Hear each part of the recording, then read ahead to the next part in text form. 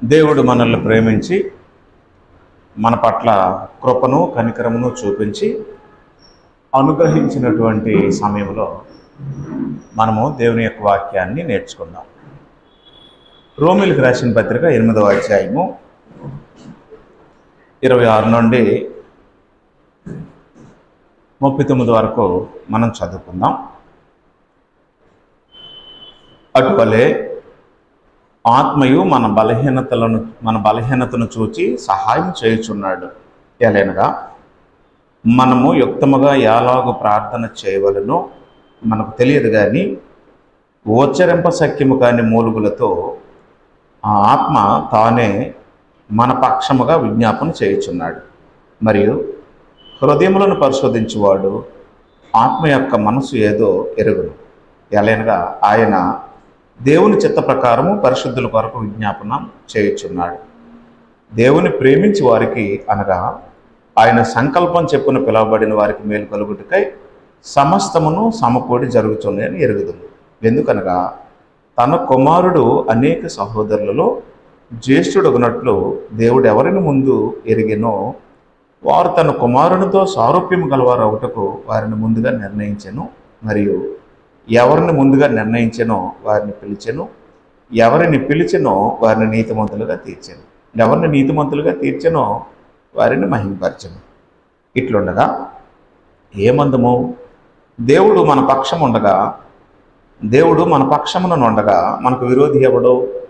తన సొంత కుమారుని అనుగ్రహించుటకు వెనుక తీయక మనందరి కొరకు ఆయనను అప్పగించిన వాడు ఆయనతో పాటు సమస్తమును మనకెందుకు అనుగ్రహింపడు? దేవుని చేత ఏర్పరచబడిన వారి మీద నేరము మోపువాడెవడు? నీతిమంతులుగా తీర్చువాడు దేవుడే. శిక్ష విధించువాడెవడు? చనిపోయిన క్రీస్తు యేసే. అంతేకాదు, మృతులలో నుండి లేచిన వాడును దేవుని కుడిపార్శ్వమున ఉన్నవాడును మన కొరకు విజ్ఞాపనము కూడా చేయవాడును ఆయనే. క్రీస్తు ప్రేమ నుండి మనలను ఎడబాపువాడెవడు? శ్రమ అయినను, బాధ అయినను, హింస అయినను, కరువైనను, వస్త్రహీనత అయినను, ఉపద్రవమైనను, ఖడ్గమైనను మనలను ఎడబాపునా?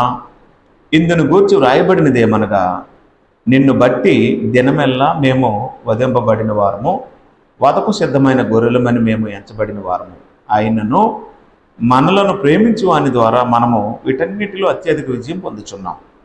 మరణమైనను, జీవమైనను, దేవదూతలైనను, ప్రధానులైనను, ఉన్నవి అయినను, రాబోవున్నవి అయినను, అధికారులైనను, ఎత్తైనను, లోతైనను, సృష్టింపబడిన మరి ఏదైనను మన ప్రభు అయిన క్రీస్తు యేసునందలి దేవుని ప్రేమ నుండి మనలను ఎడబాప నేరవని రూఢిగా నమ్ముచున్నాను.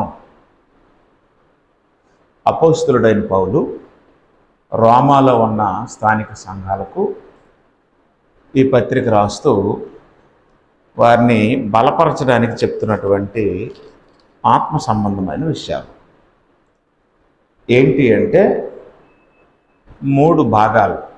నీతిమంతుడు 1:8, విశ్వాస మూలముగా 9:11, జీవించును అంటే జీవితం 12:16. కాబట్టి ఈ రోమాపత్రిక 1వ అధ్యాయము 1 నుండి 8వ అధ్యాయాల వరకు మనిషిని దేవుడు నీతిమంతుడిగా తీరుస్తున్నాడు. మనిషిని దేవుడు నీతిమంతుడిగా తీరుస్తున్నాడు. మనిషికి నీతి ఉంటుంది. మనిషికి ఏముంటుంది? నీతి ఉంటుంది. అది దేవుని నీతి కాదు, మానవ నీతి, మనిషి నీతి, స్వనీతి. ఓకేనా? అప్పుడు ఆ స్వనీతి లేదా ఆ మానవ నీతిని బైబిల్ ఏమన్నదో యెషయా గ్రంథం మనం చూసినట్లయితే, యెషయా గ్రంథము 64వ అధ్యాయము 6వ వచనంలో, యెషయా గ్రంథము 64వ అధ్యాయము 6వ వచనంలో, మేమందరము అపవిత్రుల వంటి వారమైతిమి, మా నీతిక్రియలన్నీ మురికి గొడ్డవలే నాయను, మేమందరము ఆకువలే వాడిపోతమి, గాలి వాన కొట్టుకొని పోవునట్లుగా మా దోషములు మమ్మను కొట్టుకొని పోయిను అన్నాడు. అంటే మానవులు తమకున్న పాపాన్ని బట్టి, వారు చేస్తున్నటువంటి క్రియలను బట్టి నీతిమంతులు కారు. అప్పుడు మానవ నీతిని రాసి ఉంది, ఏమన్నాడు? మురికి గుడ్డ, ఆకు వాడినట్లు వాడే నీతి మానవ నీతి. పైపెచ్చు చేసే పాపాల బట్టి ఎదుటివాని కంటే నేనే నీతిమంతుడు అనుకోవడం, అతిశయించడం మరొక పాపం. మానవులకున్న జబ్బు ఇది. నేను తప్పు చేశాను, తప్పు నాదే అనుకునేవారు ఎక్కువ మంది ఉంటారు. ఎదుటివాడే తప్పు చేశాడు అనుకునేవారే ఎక్కువ మంది ఉంటారు. యేసు ప్రభువు ఏమన్నాడంటే, మీ కంటిలో ఉన్న దూలము నెంచక ఎదుటివాని కంటిలో నలుసును చూచుటేయాలి అన్నారు. అంటే ఈ లోకంలో ఈ స్వనీతి పరులైన మానవులు, మురికి గొడ్డ వంటి నీతి కలిగిన మనుషులు, ఆకు వాడినటువంటి పద్ధతిలో ఉన్న నీతి కలిగిన మానవులు తామే నీతి లేని వారు అయ్యుండి ఎదుటివారి కంటే తాము నీతిమంతులమని చెప్పుకునే స్థాయిలో ఉన్నారు. అందువల్ల మానవ నీతి దేవుని దగ్గర ఎందుకు పనికిరాదు కాబట్టి దాన్ని మురుగుగొడ్డ అన్నాడు. మానవ నీతిని ఏమన్నాడు? మురుగుగొడ్డ. కాబట్టి ఎప్పుడు మనం నీతిమంతులమే, మా నీతి ఎలాంటిది, ఆ నీతి ఎలాంటిది అని అనుకోకూడదు. విశ్వాసం ద్వారా నీతిమంతులుగా దేవుడు మనల్ని తీర్చాడు అంతే. అందుకు మనం దేవునికి ఎల్లప్పుడూ కృతజ్ఞత కలిగి ఉండాలి. కాబట్టి ఇక్కడ 26వ వచనంలో ఏం రాశాడో చదువుతాను. 8వ అధ్యాయం 26వ వచనం. అటువలే ఆత్మయు మన బలహీనతను చూచి సహాయం చేయుచున్నాడు. ఎలయనగా మనము యుక్తముగా ఎలాగో ప్రార్థన చేయవలనో మనకు తెలియదు కానీ ఉచ్చరింప శక్యము కాని మూలుగులతో ఆ ఆత్మ తానే మన పక్షముగా విజ్ఞాపన చేయుచున్నాడు. రైట్. ఎవరి గురించి రాశాడు? పరిశుద్ధాత్మ మన తరపున విజ్ఞాపన చేస్తాడు. మనకు ప్రార్థన చేయడం రాదు, అవునా?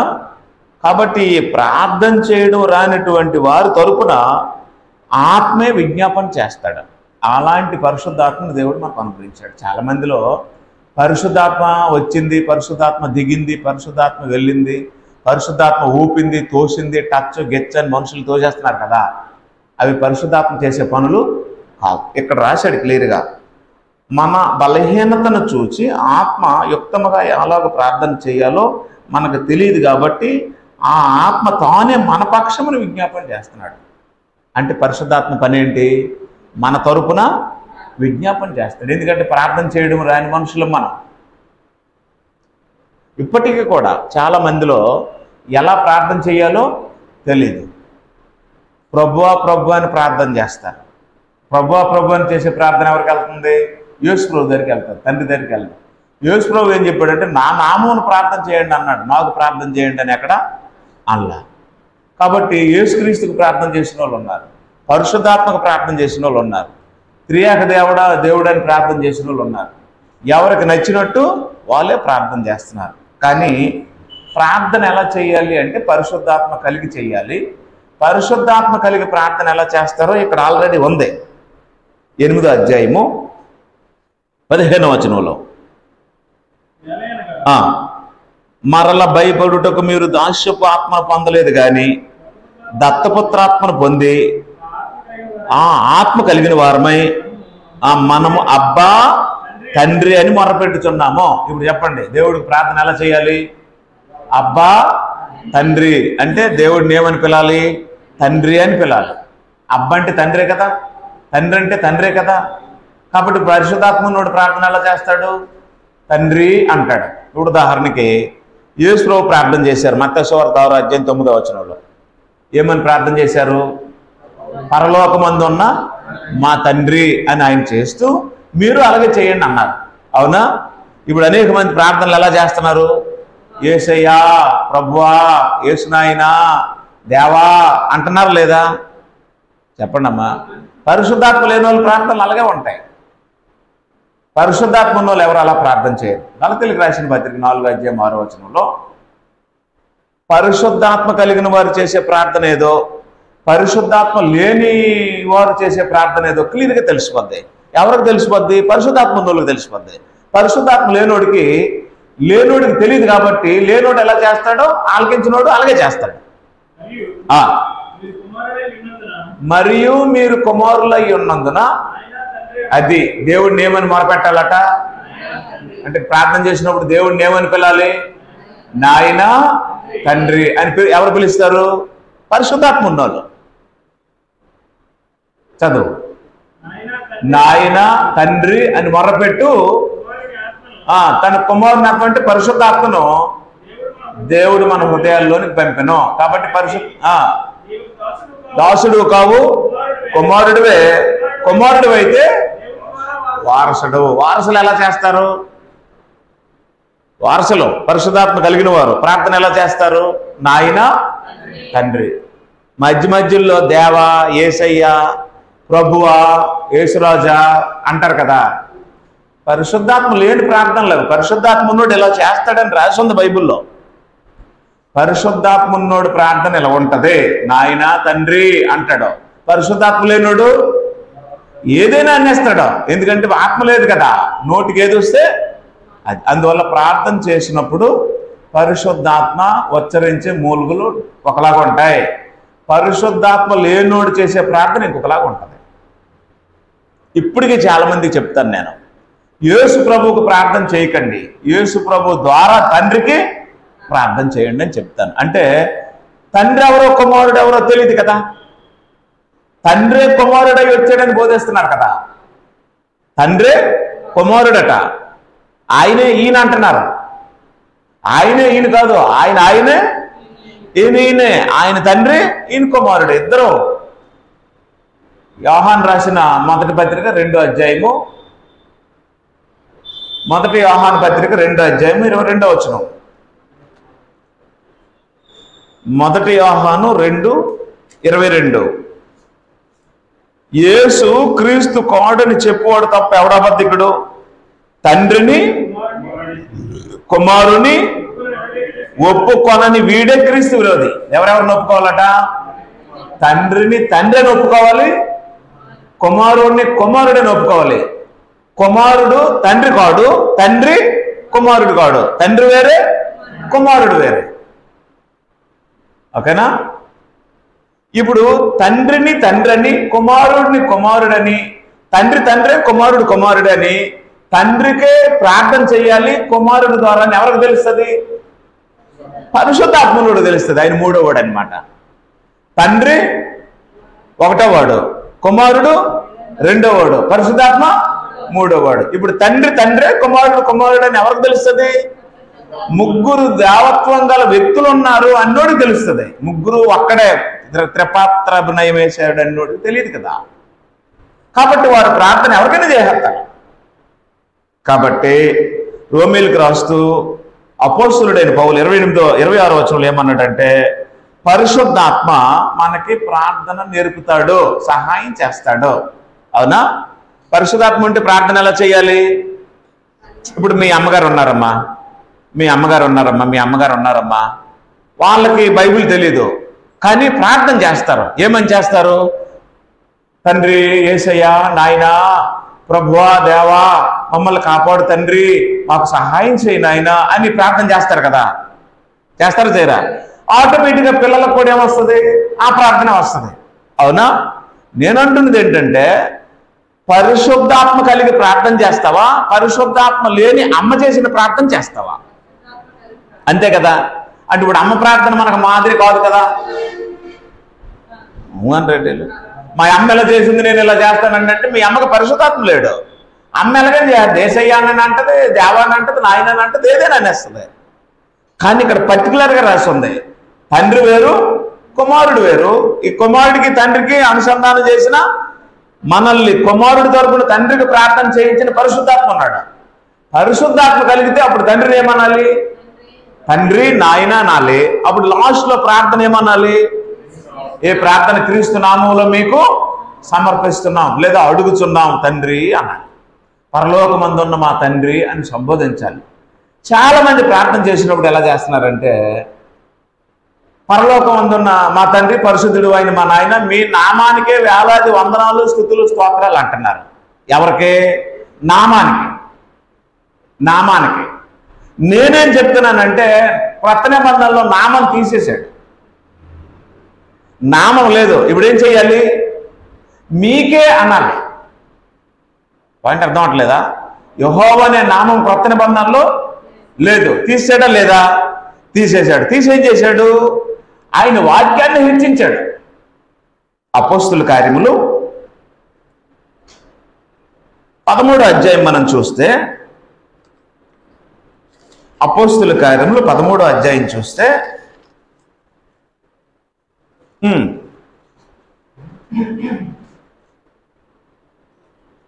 46వ వచనం. అప్పుడు పౌలును బర్నబాయు ధైర్యముగా ఇట్లనిరి, దేవుని వాక్యము మొదట మీకు చెప్పుట ఆవశ్యకమే, ఆయనను మీరు దానిని త్రోసివేసి మిమ్మల్ని మీరే నిత్యజీవమునకు అపాత్రులుగా ఎంచుకొనుచున్నారు. అవునా? రైట్. ఇప్పుడు దేన్ని త్రోసేయకూడదు? దేవుని వాక్యాన్ని త్రోసేయకూడదు. ఓకేనా? కాబట్టి ఇప్పుడు దేనికి ప్రాధాన్యత ఉంది? వాక్యానికి ప్రాధాన్యత ఉంది. అవునా? మీరు దేవుని నామాన్ని తోసేశారు అని లేదు కదా. ఉదాహరణకి ధర్మశాస్త్రంలోనైతే ఎవడైనా యెహోవా నామమును వ్యర్థంగా ఉచ్చరిస్తే ఆయన ఏం చేయాలి? శిక్షించాలి, రాళ్ళతో కూడా చంపేయాలి. అవునా? యెహోవా నామమును వ్యర్థముగా ఉచ్చరించి వాడిని నిర్దోషిగా ఎంచొద్దు అన్నాడు. ధర్మశాస్త్రం ప్రకారం అయితే దేవుని నామాన్ని దూషించిన వాడిని చంపేయాలి. కానీ ఇక్కడ క్రొత్త నిబంధనలో దేన్ని తృణీకరిస్తే నిత్యజీవం ఉండదు? వాక్యాన్ని తృణీకరిస్తే నిత్యజీవం ఉండదు. ఓకేనా? అని ఎవరు చెప్పారు అంటే దేవుడే చెప్పాడట. చూడండి, 111వ కీర్తన 9వ వచనం. 111వ కీర్తన 9వ వచనం. కీర్తన 111:9 మీరు చూసినట్లయితే, ఆయన తన ప్రజలకు విమోచనము కలుగజేయవాడు, ఆయన నిబంధన నిత్యము ఉండ నిర్ణయించువాడు, ఆయన నామము పరిశుద్ధమైనది. రైట్. ధర్మశాస్త్ర ప్రకారం ఆయన నామం ఎలాంటిది? పరిశుద్ధమైనది. ఆయన నామం ఎలాంటిది? పూజింపదగినది. పూజింపదగినది అంటే రివియర్, రెవరెండ్ అనే మాట ఇక్కడ నుండి వచ్చింది. రెవరెండ్ అంటే పూజనీయుడు అని అర్థం. ఓకేనా? ధర్మశాస్త్ర ప్రకారము ఆయన నామం పరిశుద్ధమైనది, ఆయన పరిశుద్ధుడు. అట్టి పరిశుద్ధుడైన దేవుని నామాన్ని ఎవరైనా వ్యర్థంగా ఉచ్చరిస్తే అట్టి వాణిని నిర్దోషిగా ఎంచొద్దని ధర్మశాస్త్రంలో దేవుడు రాశాడు. ఆ దేవుడే అప్పుడు ఆ నామాన్ని, వాక్యాన్ని టాలీ చేసి ఏం చెప్పాడు? 138వ కీర్తన 2వ వచనం చూడండి. 138:2.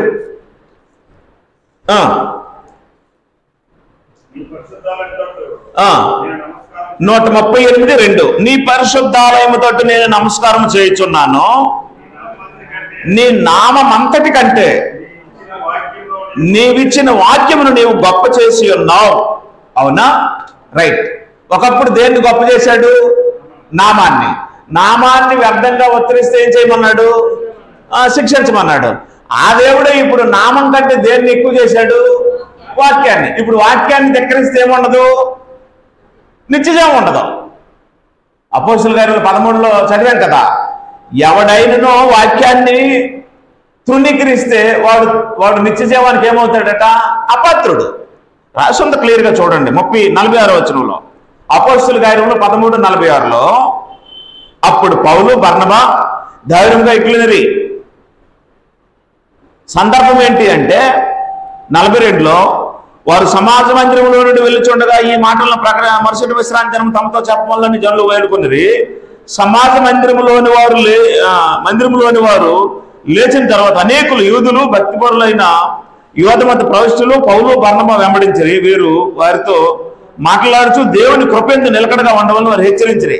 మరుసటి విశ్రాంతి దినమున దాదాపు పట్టణమంతా దేవుని వాక్యం నుండి కూడి వచ్చును.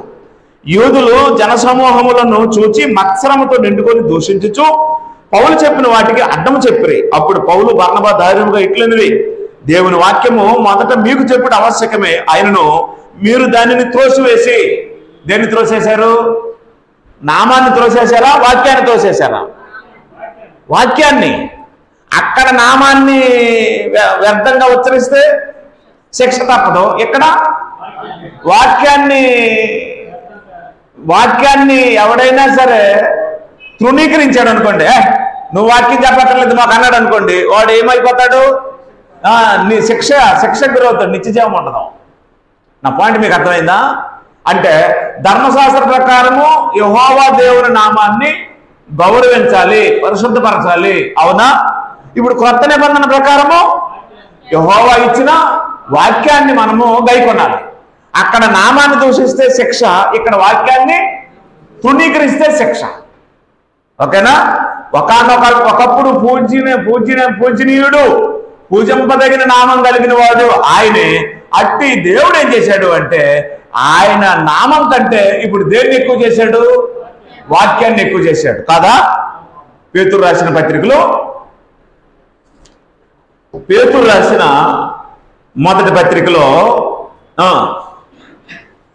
మొదటి అధ్యాయము 24వ వచనం మనం చూసినట్లయితే, సర్వ శరీరులు గడ్డిని పోలిన వారు, అందమంతయు గడ్డి పువ్వు వలె ఉన్నది. గడ్డి ఎండును, దాని పువ్వును రాలును, అయితే ప్రభు వాక్యం ఎల్లప్పుడూ నిలుచును. ఎల్లప్పుడు నిలిచేదేది? ప్రభు వాక్యం, దేవుని వాక్యం. ఓకేనా?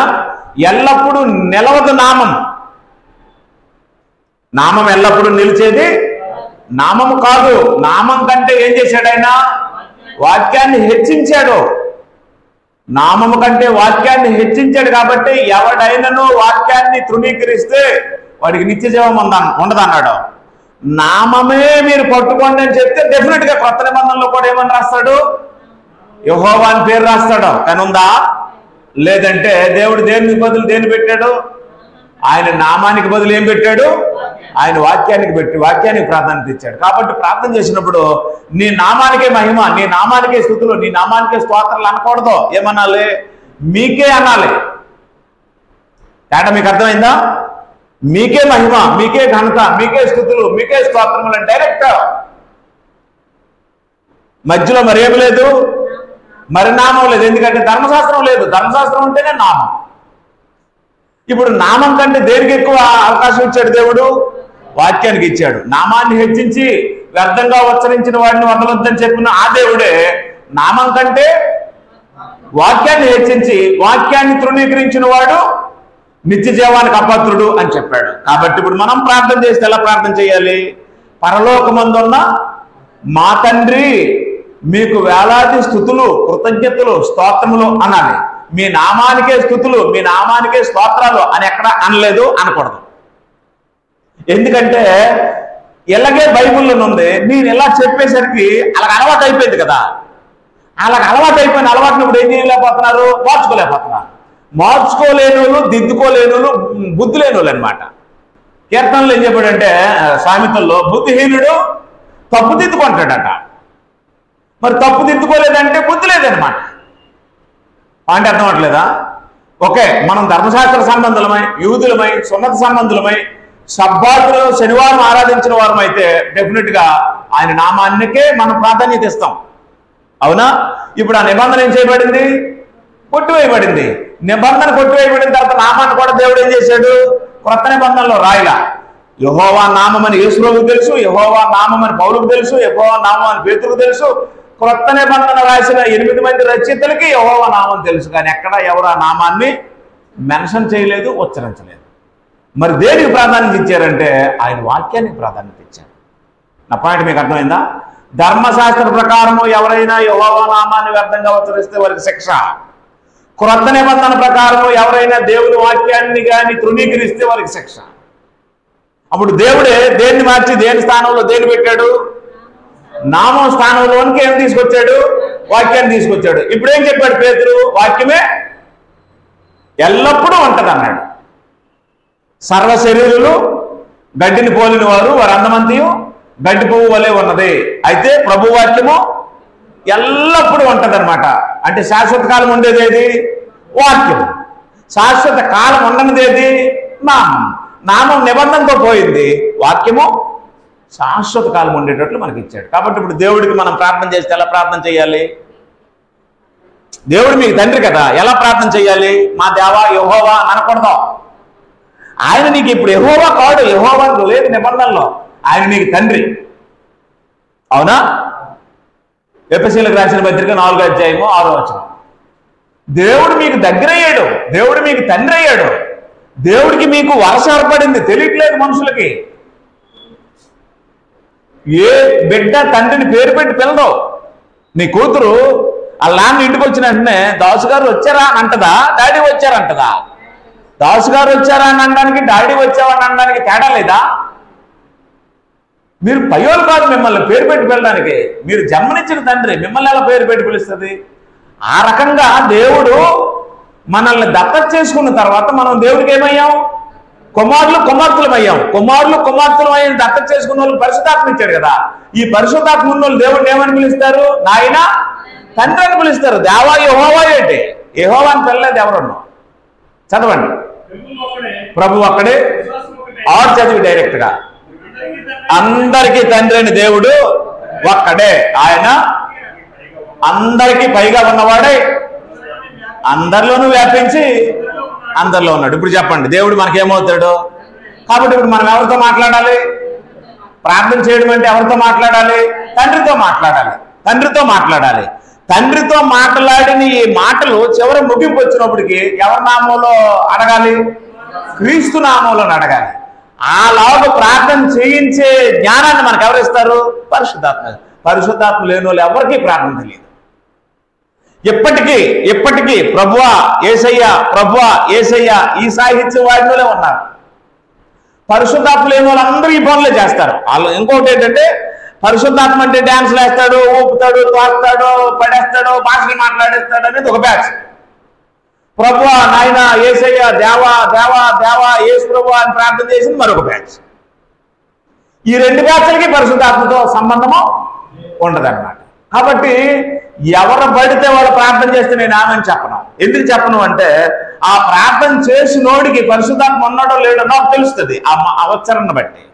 పరిశుద్ధాత్మ ఉన్నోడు ప్రార్థన ఒకలాగా ఉంటుంది, పరిశుద్ధాత్మ లేనోడి ప్రార్థన ఒకలాగా ఉంటుంది. ఒకవేళ పరిశుద్ధాత్మ ఉండి ప్రార్థన చేయడం రాలేదనుకోండి, అట్టి వారు నేర్చుకుంటారు, మార్చుకుంటారు. మార్చుకోకుండా నేర్చుకోకుండా అలాగే వెళ్ళారనుకోండి, డెఫినెట్గా వారిలో పరిశుద్ధాత్మ ఉండడనమాట. కాబట్టి ఇప్పుడు మనం దేవుడిని ఏమని పిలాలి? నాయన, తండ్రి. ఆయన మీ అబ్బా. మనకేమవుతాడట? అబ్బా తండ్రి అనాలి. అబ్బా అంటే తండ్రి. ఇందాక ఒక మాట చెప్పాడు మా నాని. భూమి మీద ఎవరికైనా ఏదైనా ఉన్నాయనుకోండి, ఎవరో ఇస్తారు. అవి ఉండొచ్చు, పోవచ్చు. దేవుడు నమ్ముకున్న వాళ్ళకి ఏమైనా దేవుడు ఇస్తే పోవాలి. ఎందుకు? వాళ్ళకి ఇచ్చింది మనుషులు, మనకిచ్చింది దేవుడు. దేవుడు ఇచ్చి నువ్వు పోవండి. వాటి అర్థం అవట్లేదా? భయపెచ్చి వారు ఎవరికి భయపడాలి? మనుషులకు భయపడాలి. మనం ఎవరికి భయపడవలసిన అవసరం లేదు. మనుషులకి ఎవరికి చదవలసిన అవసరము, భయపడవలసిన అవసరం లేదు. దేవుడికి భయపడితే చాలు. మనుషులు గౌరవించాలి, అంతవరకే. వాళ్ళు చూసి వణుకుపోవలసిన అవసరము లేదు. కాబట్టి దయచేసి మీరు గుర్తుంచుకోండి. 26వ వచనం చెప్పాను నేను. రామపత్రిక 8వ అధ్యాయం 26వ వచనం చెప్పాను నేను. ఏం చెప్పాను? అటువలే ఆత్మయు మన బలహీనతను చూసి సహాయం చేయుచున్నాడు. ఎలాగనగా మనము యుక్తముగా ఎలాగో ప్రార్థన చేయవలనో మనకు తెలియదు. తెలుసా? తెలీదు. ఇప్పటికీ యెహోవా నామమున ప్రార్థన చేసిన వాళ్ళకి తెలియదు. ఇప్పటికీ యేసు ప్రభువుకు ప్రార్థన చేసిన వాళ్ళకి తెలియదు. ఇప్పటికీ దేవా దేవా యేసయ్య అని ప్రార్థన చేసిన వాళ్ళకి తెలియదు. కానీ పరిశుద్ధాత్మలోడు ఏమని ప్రార్థన చేస్తాడట? నాయన, తండ్రి. మీరు ఎంత ప్రార్థన చేయండి, ఎంతసేపు చేయండి, ప్రార్థన మాత్రం ఎవరికి చేయాలి? తండ్రి, నాయన అని ప్రార్థన చేయాలి. మా చిన్నోడికి తెలుసు ప్రార్థన చేయడం. మా చిన్నోడికి తెలుసు, అద్భుతంగా చేస్తాడు ప్రార్థన. మురిసిపోతుంటున్నాడు ప్రార్థన చేస్తుంటే. 40 సంవత్సరాలు 50 సంవత్సరాలు సేవా జీవితం ఉండి సీనియర్ సేవకులు అనిపించుకున్న వాళ్ళు యేసు ప్రభువుకు ప్రార్థనలు చేస్తున్నారు. నేను ఆమెను చెప్పను. వాళ్ళతో ఎవరికి ప్రార్థన చేయాలో, ఎలా ప్రార్థన చేయాలో కూడా తెలియదు. ఈ మిగతా అమాయకులు అందరూ ఏం చేస్తారంటే, ప్రార్థన చేసేటని ఆమెను చెప్పేస్తారు. వెళ్ళదది వెళ్తుందా? వెళ్దాం. ఎందుకంటే పరిశుద్ధాత్మ లేని ప్రార్థనలు అలాగే ఉంటాయి. కాబట్టి తండ్రి అయిన దేవునికి కుమారుడైనటువంటి ప్రభు ద్వారా, మన రక్షకుడు మన ప్రభు అయిన యేసుక్రీస్తు ద్వారా ప్రార్థన చేయవలసిన అవసరం ఉంది. అయితే ఎలా చేయాలి అంటే, ఆ ఉచ్చారణ తెలుసుకోవాలి, ఆ ఉచ్చారణ ప్రకారం చేయాలి. మరి ఇంకొక దౌర్భాగ్యం ఏంటంటే, ప్రార్థన చేసినప్పుడు చాలా మంది దేవుడికే వాక్యాలు చెప్తారు, కొటేషన్లతో సహా. మీకు అర్థమైందో లేదా? అవును తండ్రి, లోకమును నువ్వు ప్రేమించావు నాయన. యోహాను సువార్త 3వ అధ్యాయం 16వ వచనంలో దేవుడు లోకమును ఎంతో ప్రేమించాడని మీరు రాశారు తండ్రి అని ఎవరు చెప్తారు? తిరిగి ఆయనకి చెప్తారు. ఆయన కరుణా సంపన్నుడై ప్రేమస్వరూపి భరిస్తున్నాడు, కానీ లేకపోతే కెక్కును తోపుతాను. ఎందుకంటే ఈ వచనాలు రాయించింది ఎవరు? గ్రంథం ఆయనది. ఆయనకి తిరిగి వాక్యాలు చెప్తారు. అంటే ఈ చుట్టుపక్కల ఉన్న వాళ్ళందరికీ ఈ ప్రార్థన చేసేవాడికి ఇన్ని వచనాలు తెలియాలనుకోవడానికి ఆయనకి వాక్యాలు చెప్పాల్సిన అవసరము లేదు. బడాయికి కొంతమంది ఇంగ్లీషులోను, గొప్పగా కొంతమంది తెలుగులోను వచనాలు ఆయనకి చెప్తారు. దేవుడికి, ప్రార్థనకి, యాచనకి, విజ్ఞాపనకి తేడా తెలియనటువంటి మనుషులు ప్రార్థన చేస్తారు. పరిశుద్ధాత్మ లేని వాళ్ళకి ఎవరికి ఈ వేరియేషన్ తెలియదు. కాబట్టి నేను చెప్పేది మీకు అర్థమైంది. ముగ్గురు వ్యక్తులు ఉన్నారు. ఒక ఆయన తండ్రి, ఒక ఆయన కుమారుడు, ఒక ఆయన పరిశుద్ధాత్మ. ఇప్పుడు తండ్రికి కుమారుడికి మధ్యలో ఎవరు ఉంటారు? పరిశుద్ధాత్మ ఉంటాడు. అవునా? ఈ పరిశుద్ధాత్మ మన హృదయాల్లోకి వచ్చి మనల్ని దేవుడిని ఏమని పిలమంటున్నాడు? నాయన తండ్రి అని పిలమంటున్నాడు. అప్పుడు మనం నాయన తండ్రి అని ప్రార్థన చేస్తే పరిశుద్ధాత్మ మనకు సహాయం చేసినట్టు. అప్పుడు ఈ ప్రార్థన ఎవరి దగ్గరికి వెళ్తుంది? మధ్యవర్తి అయిన యేసుప్రభువు దగ్గరికి వెళ్తుంది. ఉత్తరవాది కదా, లాయర్ అయినా ఆ ఉత్తరవాది మన ప్రార్థన ఎవరి దగ్గరికి తీసుకెళ్తాడు? తండ్రి దగ్గరికి తీసుకెళ్తాడు. అంత ప్రాసెస్ ఉంటుంది ప్రార్థనగా. ఇవేమి తెలియకుండా నేను ప్రార్థన చేశాను చూసావా, మీకు ఇవి వాళ్ళ గేదె ఆడిపోయేసింది అని ఒకడో, నేను ప్రార్థన చేశాను చూసారా మీ కొడుకు పుట్టాడని ఒకడో, నేను ప్రార్థన చేశాను చూసారా మీకు అది అయిపోయింది ఇది అయిపోయింది అని ఒకడో, జరిగితే ఏళ్ళ మహిమ, జరగకపోతే వాళ్ళ మహిమ, వాళ్ళ దరిద్రం అనేస్తుంటారు. వాళ్ళకేం ఉండదండి. మనకి ఏది చెయ్యాలో ఏది చేయకూడదు ఎవరి నిర్ణయంలో ఉంటుంది? ఆయనే చూసుకుంటాడు. అంతా నా మహిమ అని అనకూడదు ఎవడో. రైట్. 27వ వచనం, మరియు హృదయములను పరిశోధించేవాడు ఆత్మ యొక్క మనస్సు ఏదో ఎరుగును. అవునా? హృదయములను పరిశోధించేవాడు ఆత్మ యొక్క మనస్సు ఏదో ఎరుగును. ఎలాగనగా ఆయన దేవుని చిత్త ప్రకారము పరిశుద్ధుల కొరకు విజ్ఞాపన చేయుచున్నాడో. చేస్తున్నాడో లేదా? హృదయములను పరిశోధించేవాడు ఎవరు? దేవుడు. దేవుడు హృదయాల్ని పరిశోధిస్తాడు. నోటి మాటల ద్వారా ఇన్ఫర్మేషన్ మనకు వస్తుంది. హృదయాల్లో ఏముందో దేవుడికి తెలిసిపోద్ది అని చెప్పాడు కదా. యెహోవాను నేను హృదయములను అంతరంద్రియాలను పరిశోధించేవాడిని. లోపల ఏముందో దేవుడికి తెలుస్తుంది, బయటికి ఏమొస్తుందో మనకు తెలుస్తుంది. నా నోటంటే వచ్చేవో మీకు తెలుస్తాయి, నా మనసులో ఏముందో మీకు తెలియదు. ఆ రకంగా మన మనస్సు ఎలాగైతే మనకు ఒకటి ఉంటుందో ఆత్మకు కూడా మనసు ఉంటుంది. ఆత్మ కూడా ఏముంటుంది? ఆత్మలో మనసు ఉంటుంది కదా, హృదయం ఉంటుంది కదా, మనస్సాక్షి ఉంటుంది కదా. అలాగే ఆత్మకు కూడా మనసు ఉంటుంది. ఆత్మ యొక్క మనస్సు ఏదో ఎరుగుతాడు. ఎలాగనగా ఆయన దేవుడి చిత్త ప్రకారము పరిశుద్ధుల కొరకు విజ్ఞాపనం చేయుచున్నాడో. ఎవరి కొరకు విజ్ఞాపన చేస్తున్నాడో? పరిశుద్ధుల కొరకు విజ్ఞాపన చేస్తున్నాడు. దేవుని ప్రేమించు వారి కొరకు, ప్రేమించు వారికి అనగా ఆయన సంకల్పం చెప్పున పిలవడు వారు మేలుకొలుగుడే సమస్యలు జరుగుతున్న ఎరుగుదమో. ఎందుకనగా తన కుమారుడు అనేక సహోదరులు జ్యేష్ఠుడగినట్టు దేవుడు ఎవరిని ముందుగా ఎరుగునో వారు తన కుమారునితో సారూప్యం గలవారు ఒకటి వారిని ముందుగా నిర్ణయించను. ఎవరిని నిర్ణయించాడో వారిని పిలిచును, ఎవరిని పిలిచాడో వారిని నీతిమంతులకు తీర్చాడు, ఎవరిని తీర్చిమంతులకు వారిని మహిమపరిచాడు. 4 మాటలు ఉంటాయి అక్కడ. ఎరిగాడు, పిలిచాడు, నీతిమంతులుగా తీర్చాడు, నీతిమంతులుగా తీర్చిన వాళ్ళు మహిమపరుస్తాడు. ఈ నీతిమంతులుగా తీర్చడము అనేది మానవ నీతిమంతుల్లో జరిగే పని కాదు. అది విశ్వాసం ద్వారా నీతిమంతులుగా తీర్చే ప్రక్రియ. అది దేవుని చిత్తం. కాబట్టి ఇప్పుడు ఏం చెప్తున్నాడు అంటే పరిశుద్ధాత్మ మనకు సహాయం చేస్తాడు అని 26 నుండి 30 వరకు దేవుని సంకల్పం తెలియాలి. దేవుని సంకల్పం తెలిసిన వారికి పరిశుద్ధాత్మ అనుగ్రహించబడతాడు. అనుగ్రహింపబడిన పరిశుద్ధాత్మ మన పక్షమును విజ్ఞాపన చేస్తాడు. మన మనస్సు ఆయనకి తెలుస్తుంది అని ఇక్కడ రాసి ఉంది. అక్కడికి అయిపోయింది. 31 నుండి 39 వరకు ఏం చెప్పాడంటే యేసు ప్రభువునే మన కోసం అనుగ్రహించాడు దేవుడు. అవునా? యేసు ప్రభువునే మన కోసం అనుగ్రహించాడు దేవుడు. అవునా? తన కుమారుడినే అనుగ్రహించిన దేవుడు మనకి ఇంకేమి ఇవ్వడం? పాయింట్ అర్థమైందో లేదో? తన కుమారుడిని అనుగ్రహించిన దేవుడు మనకి ఏమి ఇవ్వడం? ఈ సృష్టిలో ఉండేవేవైనా యేసు ప్రభు ప్రాణంతో సమానమా? కాదు కదా. కాబట్టి పాపులమైన మన కోసం, పాపులమై ఉండగా తన కుమారుడి ప్రాణాన్ని మన కోసం అనుగ్రహించిన దేవుడు ఇంకేమి ఇవ్వడం? ఇప్పుడు యేసు ప్రభు ప్రాణం ఎక్కువ, ఈ సృష్టి ఎక్కువ? కొన్ని వెండి బంగారాలు డబ్బు దానం ఎక్కువ, యేసు ప్రభు ప్రాణం ఎక్కువ? అమూల్యమైన రక్తం కదా ఆయనది. అవునా? ఇట్లుండగా ఏమందము? దేవుడు మన పక్షం ఉండగా మనకు విరోధి ఎవడో? దేవుడు మన పక్షం అయ్యాడా లేడా? ఎలాగయ్యాడు? తన సొంత కుమారుని అనుగ్రహించడానికి వెనుక తీయక మనందరి కొరకు ఆయనను అప్పగించిన వాడు. ఆయనతో పాటు సమస్తం మనకు ఎందుకు అనుగ్రహించడం? కాబట్టి యేసు ప్రభు ప్రాణాన్ని, యేసు ప్రభు రక్తాన్ని మన కోసం దానం చేసినటువంటి, త్యాగం చేసినటువంటి దేవుడు ఆయనతో పాటు సమస్తం ఎందుకు ఇవ్వడం? అయితే మనం నమ్మం. ఓకేనా? కాబట్టి తన సొంత కుమారుణ్ణి ఇచ్చాడండి. అప్పుడు అర్థమవుతుంది దేవుడు మన పక్షాన్ని ఉన్నాడు, దేవుడు మనల్ని విడిచిపెట్టలేదు. ఇవాళ మనం బాప్తిసం పొంది దేవుని కుమారులం అయ్యాము అంటే, ఇవాళ మనం పిలువబడ్డాము అంటే, ఈ కృపలో ఉన్నాము అంటే దేవుడు మన పక్షాన్ని ఉన్నాడు. మిగతా ప్రజలు మనకంటే తెలివైన వాళ్ళు ఉన్నారు లోకంలో చాలామంది. ఎవరిని దేవుడు ఆకర్షిస్తే వాళ్ళు ఆయన దగ్గరికి వస్తారు. వాళ్ళందరూ వచ్చేసి ఇక్కడ మా బాప్తిసాలు పొందేయాలన్న జరిగే పని. దేవుడు ఎవరి పక్షాన్ని ఉంటాడో, ఎవరిని ఆకర్షిస్తాడో వాళ్ళే దేవుని సన్నిధికి వస్తారు. ఆ మహాభాగ్యము దేవుడు మనకి ఇచ్చాడు. ఇచ్చిన తర్వాత ఇప్పుడు ఏమంటాడంటే, మనము క్రీస్తుకి దూరంగా ఉండకూడదు. అవునా? చూడండి ఇక్కడ ఎలా చెప్పాడు అంటే 35వ వచనంలో, క్రీస్తు ప్రేమ నుండి మనల్ని ఎడబాపువాడు ఎవడో. అవునా? ఒకవేళ నువ్వు ఏ కార్యక్రమం చేత అయినా దేన్నే ఆశించి దేవుడికి దూరం అయిపోయావు అనుకో, జాగ్రత్త. శ్రమ కానీ, బాధ కానీ, హింస కానీ, కరవ కానీ, వస్త్రహీనత కానీ, ఉపద్రవం కానీ, ఖడ్గమైన చచ్చిపోయే పరిస్థితి వచ్చినా సరే క్రీస్తుకు దూరంగా ఉండకూడదు. ఎందుకంటే ఆయన మన కోసం దగ్గరికి వచ్చాడు కదా. ఆయన మన కోసం ఈ లోకానికి వచ్చి ప్రాణం పెట్టాడు కదా. ఇంకా ఆయనకంటే ఎక్కువ దేన్ని ప్రేమిస్తావు నువ్వు? డబ్బులు ఇచ్చాడు ఒకడో, ప్రాణం ఇచ్చాడు ఒకడో. ఏది విలువైంది?